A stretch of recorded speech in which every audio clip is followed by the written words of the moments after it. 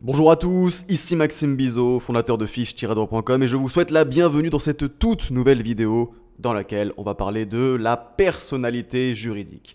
Alors commençons sans plus attendre avec la définition de cette notion de personnalité juridique. La personnalité juridique, c'est l'aptitude à être titulaire de droits et assujetti à des obligations.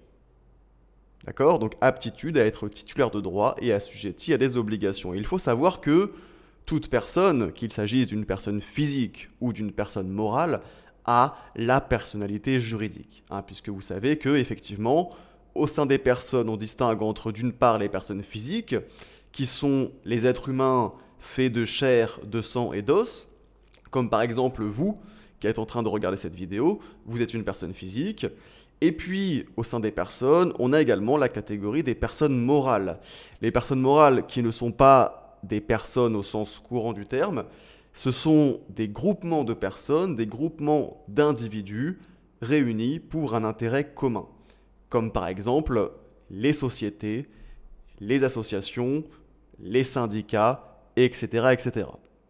Et donc, au sein des personnes, on a les personnes physiques et les personnes morales, et aussi bien les personnes physiques que les personnes morales ont la personnalité juridique, ont cette aptitude à être titulaires de droit et assujettis à des obligations.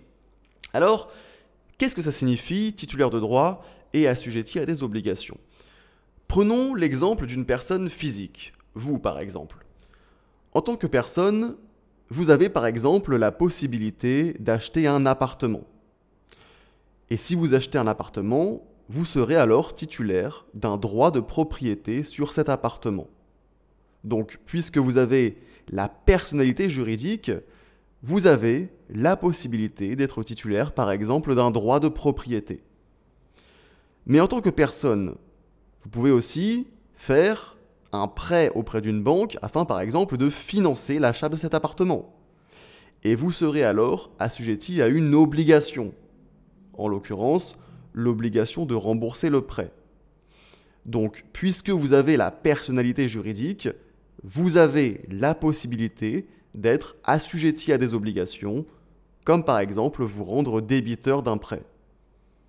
Et c'est la même chose pour les personnes morales, puisque les personnes morales ont la personnalité juridique, eh bien, elles peuvent également, comme les personnes physiques, être titulaires de droits et assujetties à des obligations. Elles peuvent également, par exemple, acheter des locaux ou contracter un prêt auprès d'une banque. Voilà donc en quoi consiste la personnalité juridique. Maintenant, ceci étant dit, la question qui se pose, c'est à partir de quand commence la personnalité juridique et à quel moment la personnalité juridique prend fin.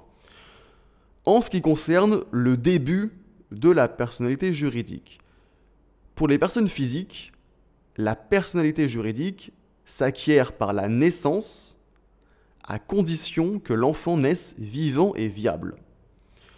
Donc l'enfant doit remplir deux conditions pour se voir reconnaître la personnalité juridique.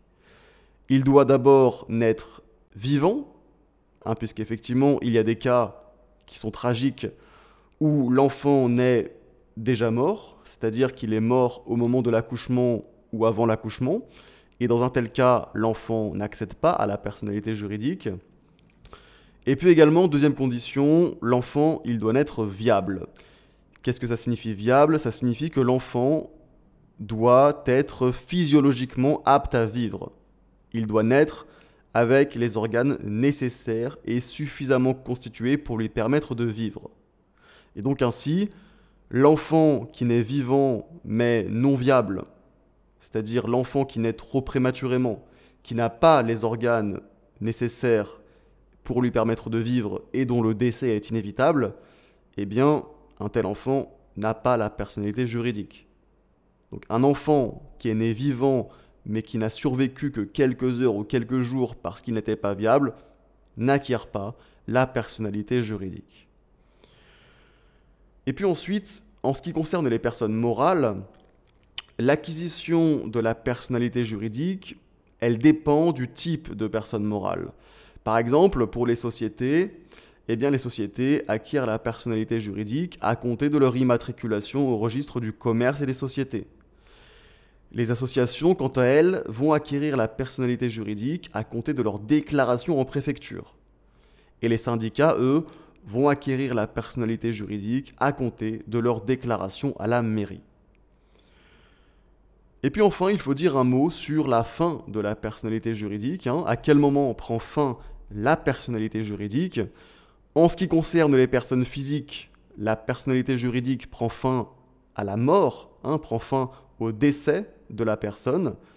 Et en ce qui concerne les personnes morales, la personnalité juridique prend fin par la dissolution.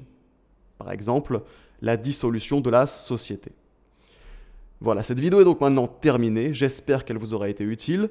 Si c'est le cas, n'oubliez pas de mettre un petit like, ça m'encourage et ça m'aide à faire connaître mon travail à plus de monde.